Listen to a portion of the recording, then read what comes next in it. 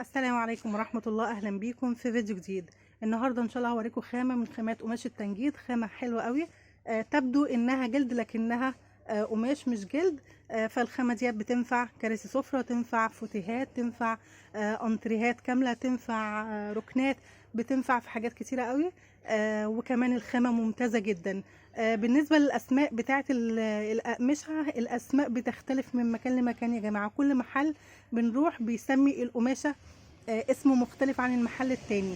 فممكن ابقى عارفة اسم القماشة من محل او من مصنع، واروح محل تاني اسأله على الاسم ده، يقول لي مفيش حاجة بالاسم ده، او يوريني خامة تانية غير اللي انا عايزاها او غير اللي انا فاهماها.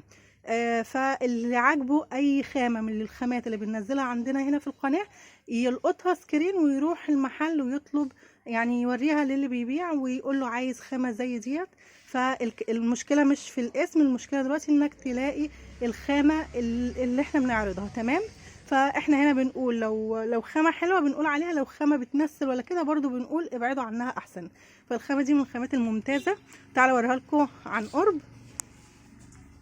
بصوا شكلها تحفة، بسم الله ما شاء الله، شكلها حلوة قوي. الخامة بتاعتها ممتازة ممتازة ممتازة. شايفين شكلها عامل ازاي من قريب؟ داخل فيها الخطوط الغامقة ديت، وهي تبدو حتى ملمسها يبدو ان هو كأنه جلد، لكن هي قماش اصلا مش جلد.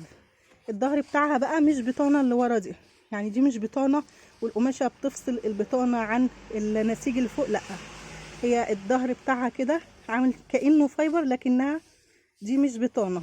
تمام. شايفين الخامة عاملة ازاي؟ بقرب لكم الكاميرا من الخامة هي عشان تلقطوا سكرين. لو الخامة عجباكم وعايزين تجيبوا زيها، تنزلوا بقى للمحلات وتقولوا لهم عايزين خامات زي دي. تمام. طبعا في الايام الجايه باذن الله في موديلات جديده هتنزل هنا على القناه في التنجيد، فتابعوا معانا ان شاء الله في الايام اللي جايه، وهتشوفوا الخامه ديت واحنا بننجدها. يعني هنوريها لكم في الفوتوهات اللي احنا بننجد بيها شكلها عامل ازاي، وهنوريكم الخامات التانية اللي كنا مصورينها من قبل برضو في التنجيد شكلها عامل ازاي. وباذن الله في زي ما قلت في الايام الجايه هيبقى فيه كذا موديل هصوره لكم هنا وانزله لكم على القناه. هينزل في قناه فنون التنجيد بتاعت زوجي، وهيبقى الامور اوضح باذن الله. بس انا مبدئيا بوريكم الخامه ديت عشان في ناس بتهتم قوي بالفيديوهات بتاعت الاقمشه اللي بننزلها هنا على القناه. ماشي.